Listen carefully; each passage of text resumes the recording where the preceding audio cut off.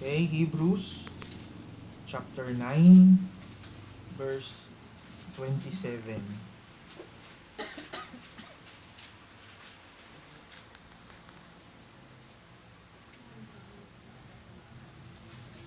Okay?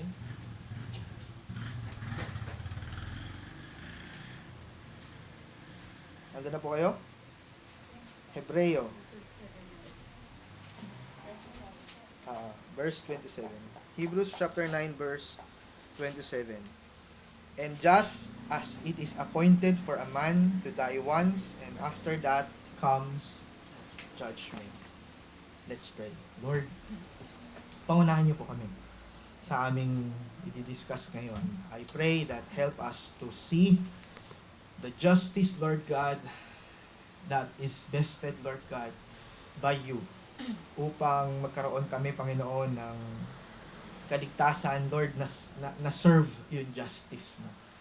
I pray, Lord God, that this would give us a clear understanding and ease sa aming pag-intindi at pag-unawa ng iyong salita. Though this may be hard, Lord God, sometimes to understand, but we know that your gospel, O Lord God, is ganun kalawak, so rich and so deep, that we should understand it well for us to enjoy the beauty of salvation. Thank you, Lord. In Jesus' name we pray. Amen. Okay. Sino sa inyo ang aware dun sa kaso ng Visconde Massacre? Yung mga tatay-nanay ngayon, sigurado ko alam na alam niyan. 90s yon, nung nagkaroon ng isang mayamang family ni Visconde. Tapos umalingaw yung balita na nasa abroad kasi yung tatay na Visconde nasa abroad siya.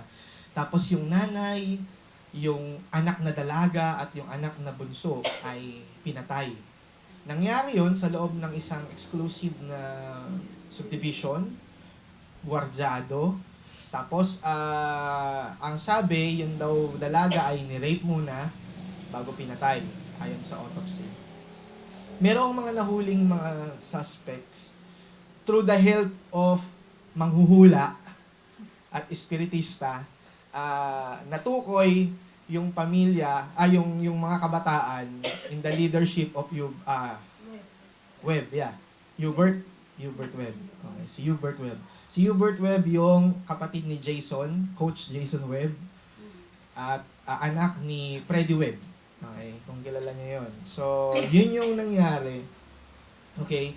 Tapos, after some time, ang tagal na panahon, lately, biglang sasabihin ng Korte Suprema, walang kasalanan si Hubert Webb at pinalaya si Hubert Webb. Kung kayo yung tatay na Visconde na natira na lang, namatay lahat ng mag-iina mo, yung pinakamamahal mong asawa, tapos yung dalawa mong anak, patay sila pareho. Tapos sasabihin, yung prime suspect ay walang kasalanan, anong mararamdaman niyo? Ano mararamdaman niyo? Magagalit ka. Saan ang hustisya? Diba? Asan ang justice? Ngayon, tingnan natin on the other side of the camera, on the other scenery, okay? Yun yung side ni Visconde. Kung ikaw naman si Hubert, at napagdiskitahan ka lang dahil doon sa sinabing hula ng espiritista na anak ng politikong mataas, tapos kasi kilala niya si Visconde, Carmela Visconde. So, siya yung napagbintangan. Tapos, nakulong siya ng, I think, para almost 20 years. Nakulong siya almost 20 years. Tapos, bigla siyang pinalaya. Ano naman mararamdaman nyo kung kayo naman yung nasa kampo ni Hubert Webb? Masaya. Pero ako malulungkot ako nun. Dahil nasayang yung almost 20 years ko. Na pinagbintangan ako, at kahit na paglabas ko ng kulungan, tingin pa rin sa akin, suspect pa rin. Minsan nga, hindi lang suspect ang tingin sa'yo eh. Tingin pa rin sa'yo guilty kahit na napawalang sala kayo. Di ba? Yun yung justice system ng, hindi lang ng Pilipinas. Usually, yan ang justice system ng maraming bansa. Na nakabase tayo sa kung ano yung pagiging subjective natin. Kaya nga na-invent yung salitang subjective eh. Laging pabor sa'yo yung gusto mo. Tama ba? Pag ikaw yung pag ikaw yung pinagkasalahan, ang gusto mo, ma-serve yung justice. Tama? Madurog, mabulok, mamatay, kung pwedeng i-death penalty yan, kung pwedeng mapahabang buhay na pagkakasala, mapahabang buhay yan, kung uubra sana. Pero kung kayo naman yung nagkasala, pipilitin nyo naman yung paraan na hanggat maaari, sana mapawalang sala ako or mapababa yung sentensya. Tama? Yun yung justice system natin. At hindi rin nagpapalit maging sa harapan ng Panginoon. Kasi si God, when He says, kailangan mong ma-judge, kailangan ng tao na ma-judge pag namatay siya, isa-serve yun. Isa-serve yun. Okay? It is in order na ang tao ay mamatay and after that is judgment. At yun yung nakakatakot. What will you do kapag haharap kayo sa harapan ng Panginoon? Okay. Itong passage na to, I read this first nung I was in second year high school. Nanonood ako ng TV habang nagbabasa ako ng Bible. Tapos nabasa ko tong Hebrews 9:27. Nung nabasa ko to, nanginig yung lamang ko nung nabasa ko yung sinabi doon na it is appointed for a man to die. It is appointed. Ibig sabihin, nakatalaga. Lahat ng tao is destined to die. Okay? Maybe not today, but you will to die. Okay? Maybe not today. Niloloko kasi sa Australian accent yung today nila, it's to die. To die? Good die to you. I might. So to die. It is order or it is appointed for a man to die once. Okay? So ibig sabihin, nakakakilabot isipin pero lahat tayo mamamatay. Sabihin nyo nga dyan sa katabi nyo, mamamatay ka rin. Sabi ng Bible eh. Sabi ng Bible, di ba? So, kung mamamatay tayo, hindi yan isang bagay na parang hindi mangyayari. For sure yun. For sure yun, mamamatay din tayo. Maaring una-una lang or hindi tayo sabay-sabay. Pwede rin sabay-sabay, depende. Pero mamamatay rin tayong lahat. Hindi lang natin alam kung kailan. Yes or no? Hindi natin alam kung kailan tayo mamamatay. Pero for sure, we will. Okay? Kaya nga maganda, if you are ready for that. Okay? But pwede tayo mag-ready financially. Ano ba? Mag-iipon kayo. Yung memorial plans, magre-ready kayo para hindi na kayo pabigat. Di ba? Yung tipong pag namatay ako, ayoko maging pabigat. Dapat naka-ready na yung paghihimlayan sa akin para hindi every 5 years tatapon yung buto ko kung saan. Di ba? Hindi yung ganun lang. O kaya, gusto ko naka-ready na yung mga future ng mga anak ko, ng mga magiging apo ko, na kahit nawala na ako, stable sila. Yun, pwede natin paghandaan yun. Di ba? Pero yung time, hindi nyo alam. Minsan yung taning ng buhay, sometimes, nakakatulong yun. Kasi napaghahandaan nyo kung kailan. Mas mahirap pa, yung biglaan kang mamamatay nang wala kang kaabog-abog, mamamatay ka na lang. Yung tipong umalis ng bahay sa umaga, pagbalik sa gabi, nakakabaong na. Meron ako mga friend na ganun eh, yung tipong yung tatay nila, umalis lang, tapos nung kinagabihan, hindi na nakauwi. Di ba, merong mga ganong times. Minsan, nakakatulong pa sa atin if, kaya nga nung si Mommy Babes, nung may sakit siya, yung comfort na sinasabi ko nga nung nag-usap kami ni Mommy Babes, nung pinagtapat niya sa akin yung kanyang kalagayan, sabi ko, Mommy Babes, hawak ni God lahat. If God would heal you, He will. If not, siya rin ang bahala. Basta ang importante doon, you're ready for that. Ano man yung mangyari. Kailan man yun, ano man yun. Basta importante, hawak niya. Okay? Nakakatulong. Pero, syempre, nakakatakot. Tama? Sino ba naman gusto kagad mamatay? Sinong gusto kagad? Pagpipray natin. Ayaw pa. Wag muna. Diba? Kasi gusto kagad eh. Oo, pag-pray natin. If you want, we will. Ayaw. Oh, very good. Hindi, actually, kaya nga isa sa dapat na maging sigurado tayo, actually, yung time, kung kailan hindi natin alam eh. Pero ano yung mangyayari sa atin after nating mamatay? Yun yung isang bagay na dapat na pagkahandaan natin. Okay? Pero isang part ng verse na binasa natin, hindi lang yung we will die. Okay? The other part is, ang sabi doon, after that is judgment. Yun yung mabigat doon. Okay? After that is judgment. At yun yung isang bagay na kinakatakutan ng marami. Okay? So, yun yung gusto ko i-discuss ngayon sa inyo. Paano sinerve ni God yung justice niya. Actually, kung titingnan natin, ang batas o si God, hindi lang siya after the penalty o yung kabayaran. But He is also after the precepts. Kung naalala niyo yung discuss yun the last time, sinerve ni Jesus yung buhay niya as pure life para ano? Bakit sinerve ni Jesus yung buhay niya na perfect? Bakit nagpakabuhay ng tama si Jesus? Bakit? Kasi yung buhay niyang yon, yung perfect life niya, yung kapalit ng buhay nating makasalanan. Ipagpapalit tayo. Kaya ang nakikita ni God sa atin, hindi yung buhay natin, but yung buhay ni Jesus na perfect. Kaya kailangan naging perfect yung life ni Jesus noon. Hindi lang para maging mabuti siyang handog.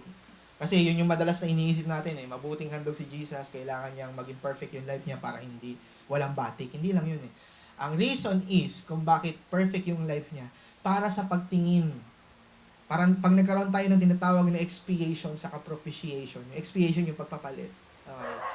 Yung in-inject na buhay sa atin, perfect. At yung buhay natin, yun yung kinere niya sa cross.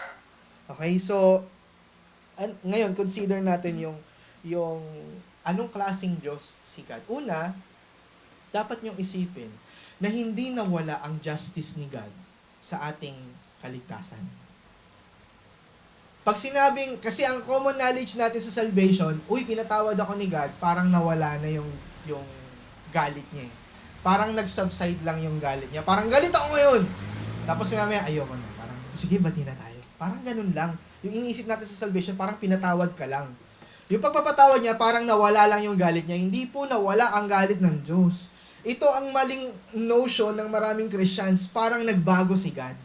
Parang galit siya dati nung Old Testament, tapos nung New Testament, parang bumait. Mali. Hindi nawala yung galit ni God sa kasalanan. Ang akala kasi ng marami, kaya kita nyo naging rampant ngayon na lahat ng tao, iniisip nila lahat ng tao anak ng Diyos. Iniisip nila lahat ng tao ay mabait ang Diyos. Iniisip nila lahat ng tao ay tatanggapin ng Diyos. Wrong! Hindi nagbabago ang lupit ng Diyos. Hindi nagbabago ang justice ni God. Ang kasalanan kay God, kasalanan pa rin. Kaya nung nagkaroon ng salvation ng isang Christian, hindi ho nagbago yun, na-serve pa rin yung justice ni God. Ngayon ang aalamin natin, paano sinerve yung justice ni God. Lumitaw pa rin po ba yung galit ng Diyos sa atin? Yes! Lumitaw pa rin yung galit ng Diyos sa atin. Sa ating mga, even we are Christians, inilabas pa rin ni God yung galit niya. Kapag kayo galit kayo, paano nyo nilalabas? Kumakain. Nanood ng sine. Diba? Tutulog. Yung iba nanununtok. Sumisigaw ng malakas. Diba? Tumatalon. Dinadaan sa basketball. Ay. Umiiyak. Pupunta sa CR, iiyak. Minsan ganon. Pero iba-iba tayo ng paglalabas ng galit. Si God rin, nilabas niya yung galit niya. Okay? Ang akala ng marami, hindi nilabas ni God yung galit niya. Parang, kasi ang concept niya ng pagpapatawad, parang ganito. Halimbawa, kami dalawa ni Paul. Magkagalit kami. Galit na galit ako kay Paul kasi may ginawa siya mali sa akin. Ngayon, kapag pinatawad ko si Paul, sige Paul, bati na tayo. Kalimutan na natin yun. Yun yung iniisip natin na pagpapatawad.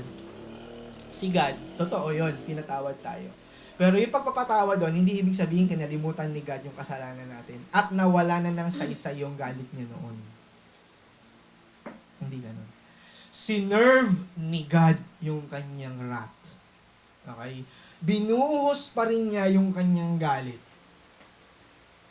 Okay? At nandun pa rin yung kanyang justice. Buksan niyo yung Bible, 2 Thessalonians chapter 1, verse 6 to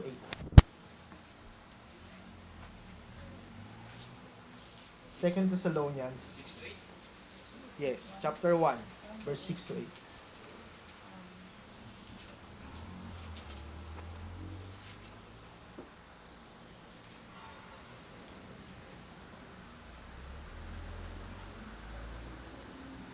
Chapter 1, verse 6. Ito sinasabi dito. Since indeed God considered it just to repay with afflictions those who afflict you. Tama lang yon na talagang gantihan kung sino yung mga nanakit sa inyo. And to grant relief to you who are afflicted as well as to us. Okay?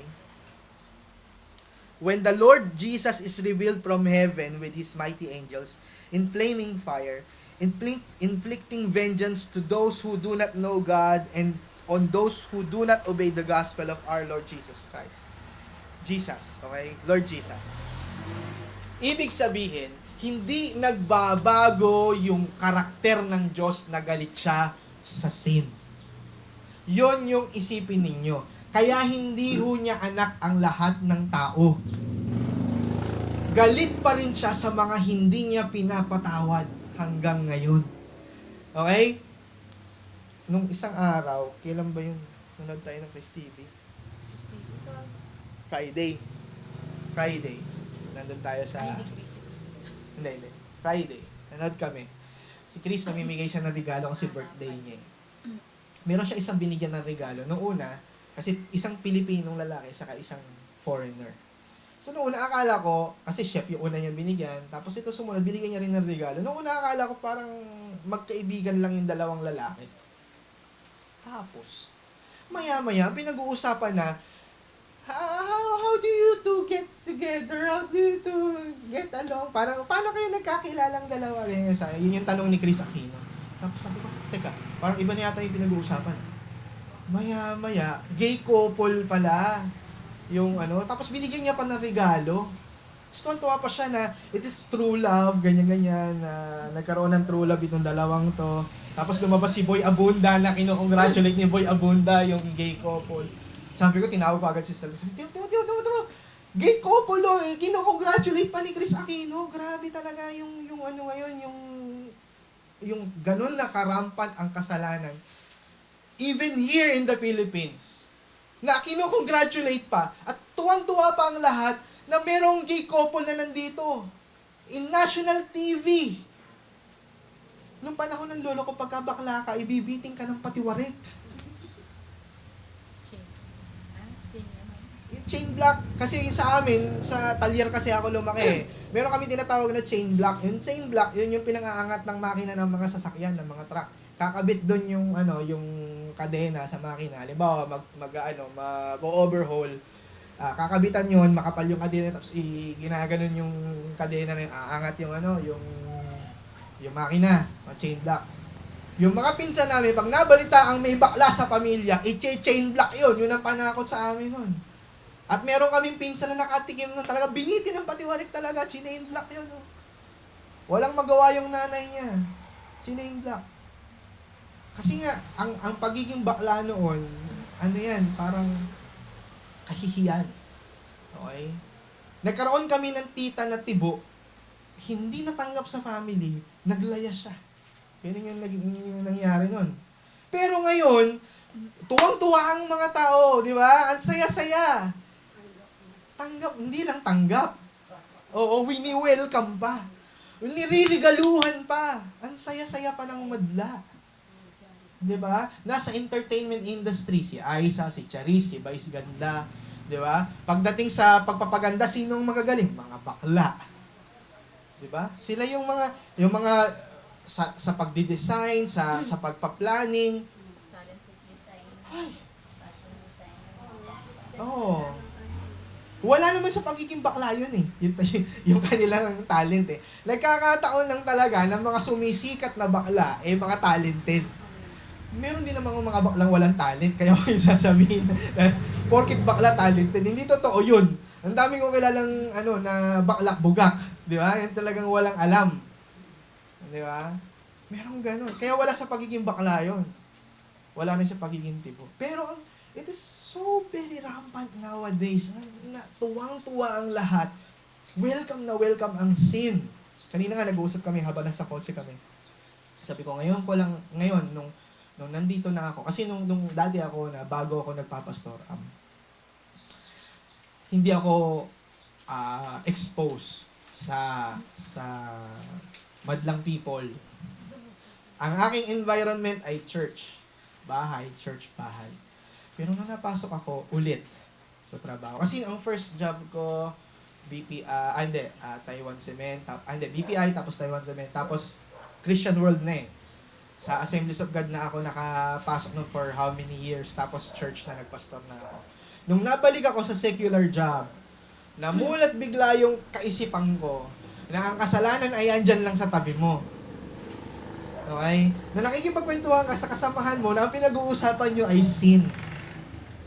Di ba? Na tipong parang napaka-common lang. Halimbawa, pinag-uusapan nyo, nagkikwentuhan kayo, kumakain kayo, pinag-uusapan nyo kung paano siya mangalo niya sa iba. Totoo yun. Yun ang pinag-uusapan namin sa office. Alam mo, friend, ito yung shota ko ngayon. Ganyan yung pinag-uusapan. Ito yung girlfriend ko ngayon. Ganito na nangyayari sa amin. That is a very common communication nowadays. Ganun na yung komunikasyon ngayon. Ganun yung pinag-uusapan ngayon. Yung mga barkada nyo, walang halong kaplastikan. Tama ba ako? Na pinag-uusapan ng lahat ngayon, ng mga kaibigan nyo, ng mga nakapalibot sa inyo, sins. Hello? Di ba?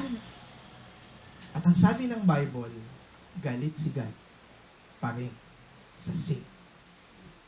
Hindi nagbabago yun. Tingnan niyo Romans chapter 12.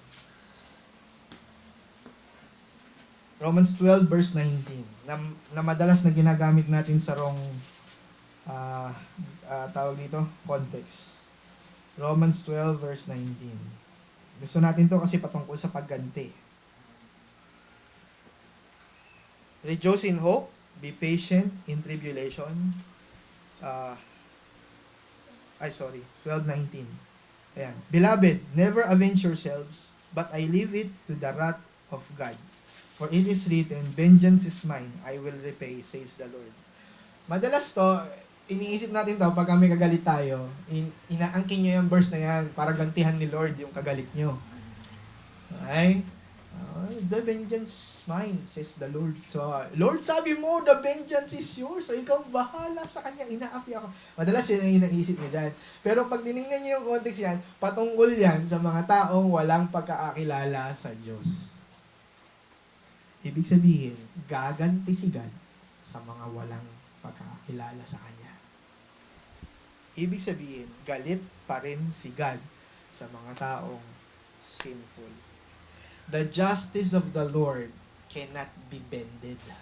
Hindi nyo pwedeng baluktutin, hindi nyo pwedeng baliin. Ibig sabihin, sinful ka, God will judge you. So, pastor, nakakatakot pala. Ano ngayon ang situation natin? Okay? Ano ngayon ang ating kalalagayan? Paano nyo nasabi na meron tayong kaligtasan kung ang galit ng Panginoon ay nandoon pa rin? Meron ba ditong wala ng kasalanan? Wala. Tama? Hanggang ngayon, nagkakasala tayo. Tama? Hanggang ngayon, nagkakasala tayo eh. Gumagawa pa rin tayo ng kasalanan. So, paano na-serve na pinatawad tayo ng Panginoon if every day, we are sinners every day? Doon ngayon papasok yung ginawa ng Panginoong Jesus. Okay? Walang ibang pwedeng makasatisfy o pwedeng tumanggap ng galit ng Panginoon. Okay? Para mawala yung galit na dapat sa atin. Kundi ang Panginoong Jesus lang. Kaya yun nangyari, galit ang Panginoon, ikaw dapat ang tatamaan ng galit na yun. Okay? Ikaw dapat ang tatamaan ng galit na yun. Ang sabi ni Jesus, wag, palit tayo. So yun nandito, so yung galit ni God, sa kanya tumama. Tapos ikaw, na marumi ka, hinubad ni Jesus yung righteousness niya, hindi naman hinubad, kundi binigay ni Jesus yung righteousness niya, ipinatong sa'yo, para hindi ka na nakikita ni God as sinful. Sinerve niya yung galit at binigay niya sa atin yung righteousness. What's the effect? What's the effect? The effect is, hindi ka na tinitingnan ni God as sinful ngayon. Bakit? Bakit? Because of God's love. Love na nagdulot ng kapatawaran. Kapatawaran na hindi lang kinalimutan yung sin mo, but binayaran niya. Kasi ang madalas na inisip natin kapag kapatawaran, kakalimutan lang eh. Hindi. Binayaran pa rin. Binayaran pa rin. Parang sa utangan, di ba? Pagka may nangutang, tapos ayaw magbayad. Pag sinabing papatawarin na, iniisip nyo kakalimutan. Tama? Tama ba? Pagka may utang, parang kapag sinabing, patawarin mo na yan. Pag sinabing patawarin, parang iniisip natin kakalimutan na lang. Hindi ganon. Ang kapatawaran, pagdating kay God, isi-serve pa rin yung penalty. Pero hindi ikaw ang magsiserve. Somebody else will serve it. Hindi pa pwedeng mawala yung galit niya. Ano po ang nakakapagpahupa ng galit niyo? Meron bang nakakapagpahupa ng galit niyo? Di ba? May mga bagay na nakakapagpahupa ng galit niyo talaga. Galit na galit kayo, pero pagka nakuha niyo yung isang bagay, huhupa yun. Magsasubside. Si God, yung kanyang galit, hindi huhupa yun hanggat hindi yun ang isi-serve yung galit niya. Yun yung ginawa ni Jesus. Yung ginawa ni Jesus sa cross, yun yung nagpahupa ng galit niya para sa atin. Kaya nga sabi ko sa inyo, yun ang malinaw na dahilan kung bakit hindi nawawala ang salvation. Kasi nga, yung galit ni God na-serve na. Yung galit ni God na pahupa na, yung galit ni God na ilabas niya na. Okay? Tapos na-serve yun. Kaya napaka-imposible na mawala. Plus, ang nangyari pa, hindi lang na-serve yung galit niya, but yung kanyang righteousness, ipinakatong sa atin. Yun yung diniscuss ko sa inyo the last time. Natatanda nyo? Sinerve yung galit niya, tapos pinalitan pa tayo ng righteousness. Yung righteousness ni God yung nakikita sa atin. So, paano pang mawawala yung kaligtasang nasa iyo ngayon? Cannot be. Kasi ang tinitingnan ni God ngayon sa iyo is si Jesus. So, anong gagawin mo para mawala yung salvation? Wala. You can't. Dahil kapag nawala mo yung salvation na yun, walang saysa yung ginawa ni Jesus. Kaya hindi pa pwede. Meron bang mas magaling kaysa kay Jesus dito? Kaya nyo ba tumbasan yung ginawa ni Christ sa cross? Hindi. Therefore, you cannot lose your salvation. Kasi na-serve niya yung galit ni God. At hindi yun nakadepende sa iyo. Okay? Mangyayari lang yung kung kulang yung ginawa ni Jesus. Kaso hindi kulang eh. Kompleto yung ginawa ni Jesus. Okay? So, yung ginawa ni Christ na yun ay napaka-kompleto. Paano natin yan mapapatunayan? Buksan ninyo yung Isaiah chapter 53. Tingnan nyo kung paano katindi yung ginawa ni Christ. Isaiah chapter 53. Ang Isaiah po ay bago mag-Jeremiah. Isaiah chapter 53.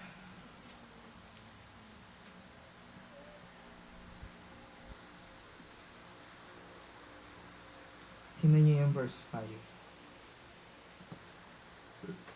Yung 53 ng Isaiah, favorite part ko po na Isaiah ito.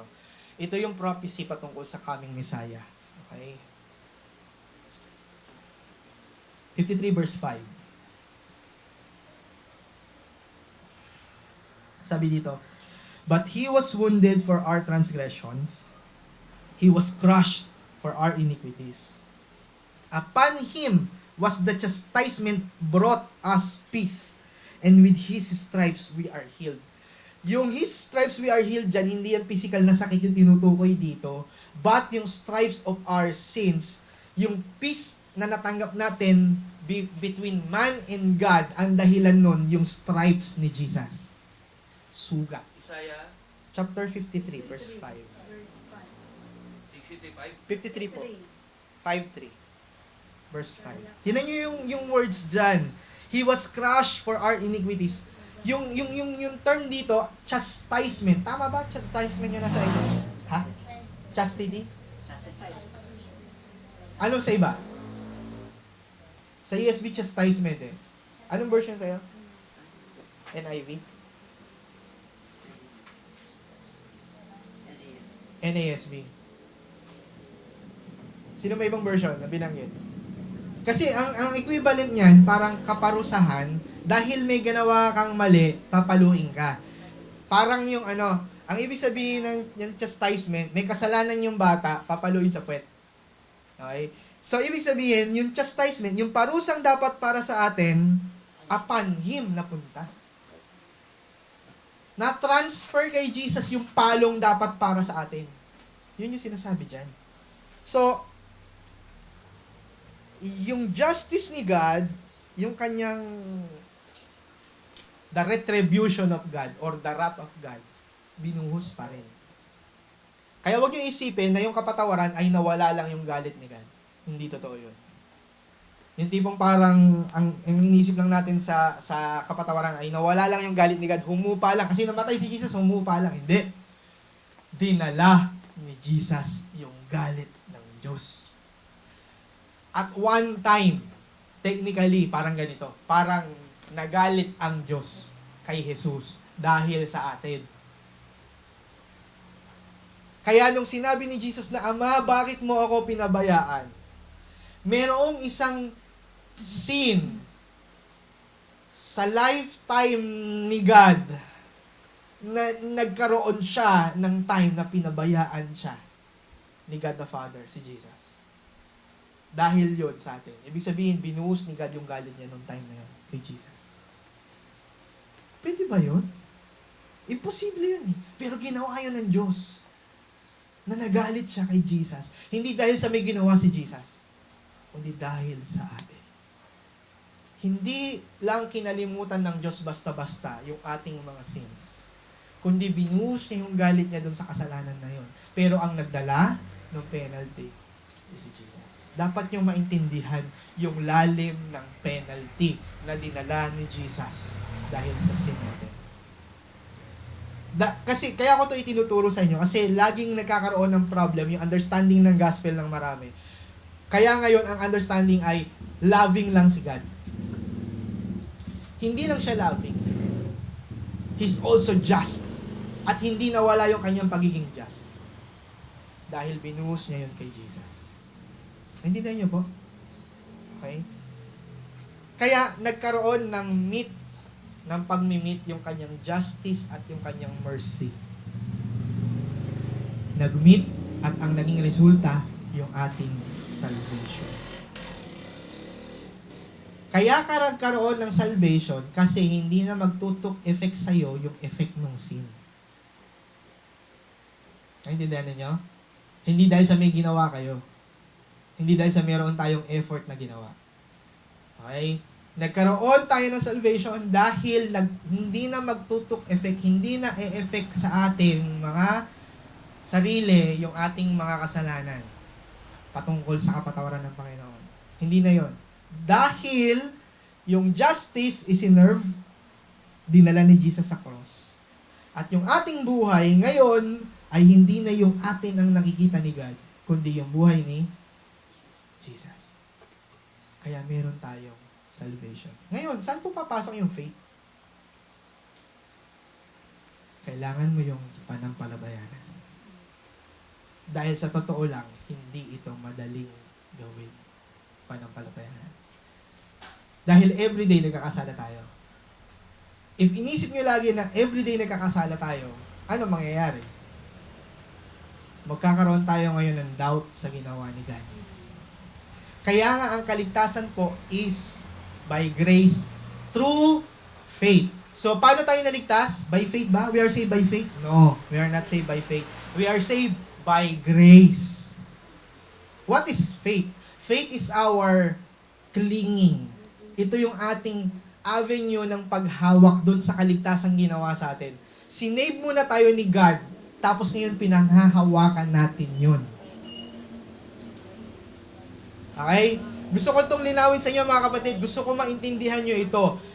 Magkaiba yung intindi ng marami. Ang intindi ng marami is we are saved by faith. That's wrong. Hindi tayo na saved by faith. We are saved by grace. Through faith. We are saved ng grace ni God. Ang grace ni God, yun yung namatay si Christ para dalhin yung sin at ibigay sa atin yung righteousness. Yun yung grace. True faith is pinanghahawakan natin yung kaligtasang binigay sa atin ni God. Ngayon, pastor, bakit yung iba? Ano ngayon ang effect kung wala yung faith? Ibig sabihin, hindi siya niligtas from the start. Bakit? Wala yung grace ni God sa kanya. Kasi hindi siya makapanampalataya. Why? Wala kasi siya nun. Ang tanging makakapanampalataya lang po sa Panginoon ng tama ay yung pinagkalooban ng Diyos ng grace. Kaya siya magkakaroon ng faith. Kasi biniyayaan siya eh. Halimbawa, pwede bang, ganito yan. Halimbawa si Paul sa kanyang trabaho. Paul, by February 20, magkakaroon kayo ng bonus. Special bonus. Yay! So, ganun yung yan yung, wow, bonus. So, ano gagawin ni Paul? Sulat ko na, anong bibilin ko? Diba? Sulat niya na, anong bibilin niya. Okay? Bakit niya yung ginawa? Kasi umaasa siya. Okay? Pero hindi niya yun gagawin kung hindi siya binigyan ng grace na magkakabonus siya. Kaya nga lagi kong inuulit sa inyo, our salvation is already but not yet. Already, technically, we're going to be with our Lord. Sigurado yon. Pero not yet. Kasi hindi pa naman nangyayari. So, ano kailangan natin gawin dahil hindi pa nangyayari? Ha? I-claim nyo? Hindi. Maniwala kayo. Okay? Trust God. Have faith. Okay? Hindi lang claim, but you trust Him. Na meron tayong salvation. Therefore, yung faith doesn't come before we are saved, but after the grace has given. Naintindihan niyo po ba? Ang faith po ay dumarating sa tao pagkatapos siyang biyayaan ng Panginoon. That's why he will cling on that salvation. Kasi meron siyang salvation. Kasi kung ang salvation nyo ay nakabase lang sa inyong faith, every time ba nagpe-faith kayo? Come on. Yes or no? Every time do we have our trust in God? Yes or no? Every time? No. Kahit ako, nagdududa ako minsan eh. Aminin ko yun. There are times. Lord, ano ba? Kalooban mo ba ito o hindi? Lalo na pagka-blurred yung mga mangyayari sa buhay niyo. Hindi nyo alam kung anong plano ni God. Ako, this past few nights, laging ganun yung prayer ko, Lord, ano ba talagang plan mo sa akin? Ano bang gagawin ko? I have my plans on my own. Pero meron kang mga situations na bigla mo nalang isasalpak sa pagmumukha ko na biglang mabubura lahat ng plano ko. Alam niyo ba yun? Nangyayari ba sa inyo yun? Nangyayari sa inyo yun? May mga plano kayo sa buhay tapos biglang mabubura kasi merong instances na mangyayari.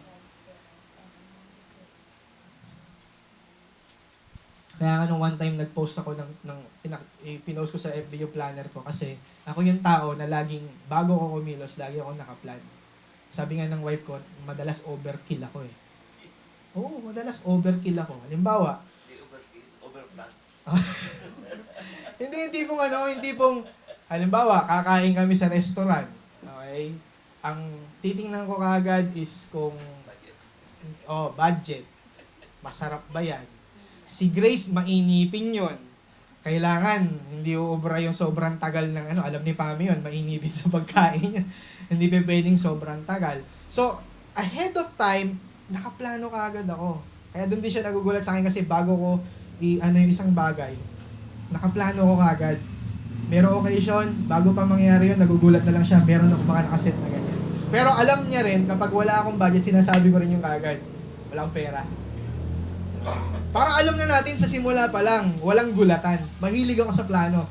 Kaya ang dami kong notebook sa bahay. Pag si Pami nakikita niya, ang dami kong notebook. Sulat ako ng sulat. This date, itong gagawin ko. This date, itong gagawin ko. Marami akong ganun. Pero merong mga times na hindi nangyayari yung plans ko. At pag nangyari yon, minsan doon ako dumadating yung Lord, ano ba to? Hindi ko alam ang gagawin ko kasi wala akong ka-power o wala akong alam kung anong mangyayari dito sa pangyayaring to. Dahil binigay mo sa akin tong situation to, anong gagawin ko ngayon? Dumarating yun sa inyo? Pero what can we do? Pray and trust God. Ganon din sa salvation natin. What we really know is what? We are saved. Alam natin yun. Pero kailan yun mangyayari? Kailan kayo mamamatay? Anong mangyayari bago kayo mamatay? Not yet. So what will we do? Ano mangyayari sa future natin? Wala. Ano gagawin natin? Have faith. Have faith. Alam natin meron tayong kaligtasan pero dahil sa sins natin, nagkakaroon tayo ng agam-agam doon. Di ba? Failures in life or failures because of sin cause us to doubt our salvation. But what should we do? Have faith. Kaya siya by grace through faith. Kaya hindi yung faith nyo ang basis ng salvation, but the grace. The faith is just the avenue for you to enjoy your salvation. Ibig sabihin nyo, faith ang inyong nagiging clinging. Doon kayo nang hahawakan. Though your faith sometimes swings. Yes or no? Yung faith natin nagsiswing. There are times that our faith goes on swinging. Sometimes we're on the peak, nasa taas tayo, minsan nasa baba. Pero ang importante, hindi nakabase sa faith natin, yung ating salvation. Our salvation is based on what Christ has done on the cross and what God has vested on us. And that is His grace. Kaya gusto ko maintindihan ninyo ito ng mabuti para magkaroon kayo ng right understanding of the gospel. Na ang mabuting balita is makasalanan tayo, still makasalanan tayo, at sinerve ni God yung kanyang judgment sa atin. Hindi nawala yun. Pero sinerve niya yun, ang humarang dun sa judgment na yun, ay walang iba kundi ang Panginoong Jesus. That's why nakamta natin yung salvation. That's why hindi mawawala yung ating salvation. So, Pastor, para saan ang lahat ng ito? Una, this is for you to understand the role of faith. Ano ang role ng faith? Ang role ng faith ay para mag-cling tayo dun sa grace na binigay ni God. Hindi para panghawakan yung faith, but use your faith. Not si faith ang siyang maging pinaka-object. Okay? Hindi yung pananampalataya nyo. Kita nyo, bakit ko to sinasabi? Wrong ang notion ng marami sa faith. Bakit? Ang akala ng marami, mas faithful ka, mas i-bless ka ni God. Tama? Mas malakas ang pananampalataya mo, mas tutugunin ka ng Diyos. Kaya nga, kita nyo, naku, manampalataya ka lang, be positive. Kasi akala natin, the more you have a strong faith, magiging blessed ka. That's wrong. Your faith is not the object. It is a tool for you to enjoy your salvation. Di ba? Naintindihan ninyo? Faith is just the tool. Faith is just the thing that we use for us to enjoy salvation and not as the bridge for us to be saved. Malinaw po ba 'yon? Okay? Kaya dapat maintindihan ninyo talaga yung role ng faith. Pangalawa, dapat maintindihan niyo yung role ng grace. That it is the grace that saves us, not the faith, but the grace. The grace of God. Kaya dapat malinaw yon. We are saved. Sige, sabihin nyo nga. We are saved by through faith. Okay? So ano yung role ng grace? Yung grace yung nag-save, hindi yung faith. Okay? Yung faith is just the tool. Grace is the one that saves us, not your faith. Kaya hindi mawawala. Kasi kung yung faith ang siyang way, ano mangyayari? Mawawala. Kasi sa iyo galing yun eh. Ikaw yung gumagawa nun eh. Ikaw yung nararamdaman mo yun eh. Nararamdaman mo yung faith eh. Kaso hindi yung faith. Kaya it's by grace. Okay? Pangatlo, this is for us to be assured of our salvation. Kaya natin ito pinag-aralan para magkaroon tayo ng true assurance. Ngayon, pwede nyo talaga sabihin, hindi talaga siya mawawala. Bakit? Paano siya mawawala? Sinerve nga ni God yung justice niya. Doon sa mga hindi niya patatawarin, isi-serve ni God? Yes. Pero sino magdadanas? Sila. Sila. So, both Christians and non-Christians, isi-serve ni God yung justice. Both. Ang kaibahan lang, ano? Anong kaibahan natin sa kanila? Sila yung magsasuffer. Sa atin, si Christ yung magsuffer. That's the big difference. Kailangan nyo maintindihan. Okay? I hope na intindihan nyo yun. Okay? Faith is just a tool. Number 1. Okay? Hindi siya yung way. Hindi siya yung way. Grace is the one that saved us. Yung grace ni God. Okay? Pangatlo, this is for us to be assured. Kailangan nyo maging assured. At dahil dun sa ginawa ni God, sa sinabi niya dito, we are the justice of God is served. Last verse po na ating pupuntahan, Romans chapter 11 verse 33. Romans chapter 11.